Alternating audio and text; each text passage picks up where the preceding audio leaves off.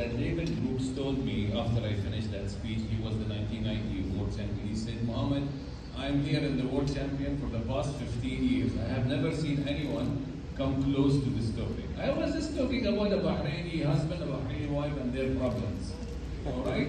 And just was open about how we husbands are really good at the beginning of marriage, and our wife is very moderate. Then the challenge comes, and I call it the X. Then the challenges come, the husband's romance goes down, and the wife bears with you. Bears with you and serves you, your children, and does everything good for you. So we are on decline. My wife is going upside. That was really intriguing to the Americans from someone who comes from the Middle East. Say it the way you want to say it, and people will listen. We have to tell our stories wherever we go plainly.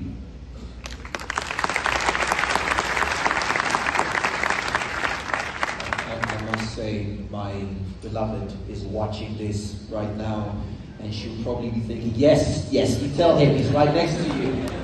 Anastasia, darling, I heard it.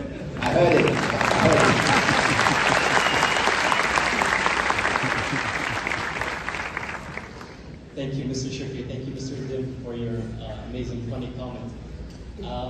I would like to move on to you, in fact. You have been introduced to audiences since the tender age of 3 years old. I would like to ask, how did these formative experiences play a factor into you becoming a world champion later on? Was it a matter of progression? You know, you start at 3 years old in front of perhaps your parents, and then slowly you build. So, were you always meant to be a champion since the age of 3? Was that the plan?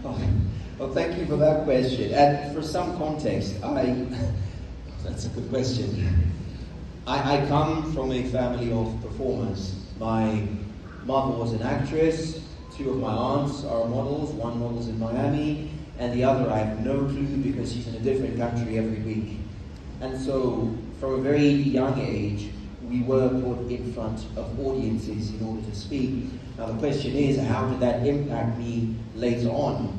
My initial assumption, or my initial answer was going to be, it took away the fear, I got more confident, but I don't believe that's true. The nerves have never left me. I still feel afraid before I go in front of people. It's just that what I'm afraid of has changed over the years. But what the experience of being in front of people did for me is that it taught me that even on my worst performances, it won't kill me.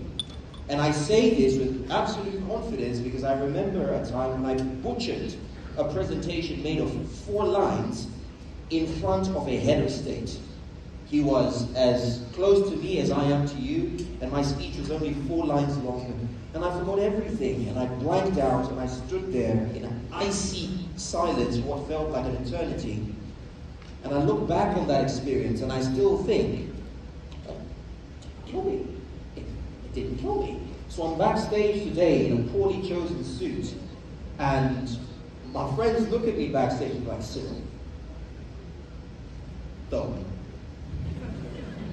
Does it make me nervous? Absolutely. But those formative experiences of nothing can kill me on stage have given me the confidence to dress like my friends here. What do you guys think?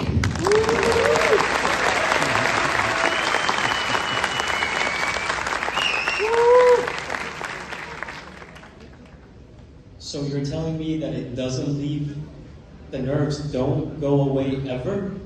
The nerves don't leave at all. Oh, no. I think early on I was afraid of, I will look silly, I will fail, I will forget my lines, and those are very natural fears. We all have them. The fears have since morphed, and now it's more, is this piece ready for them? Have I cooked it to the point where they will enjoy it, where they will benefit, where they will remember? It's more of a fear that comes from a place of love, because I want this audience to have a good time as they enjoy the speech. So the fear never leaves. It's just what you're afraid of that changes over time. Just what Cyril is saying. He's absolutely right. We have you know that feeling you get in your stomach when you're really nervous? Now it flutters. So in Australia we call that butterflies. You get butterflies in your stomach. It feels like everything's fluttering. And the butterflies never go away. But what they do is they start flying in formation. Right? They're not everywhere all the time. They have a purpose. And instead of being a debilitating nervousness, it actually becomes a source of energy. And what you become afraid of more than anything else is not having that feeling. Because if you don't have that feeling, you don't care enough. And you need to get it back.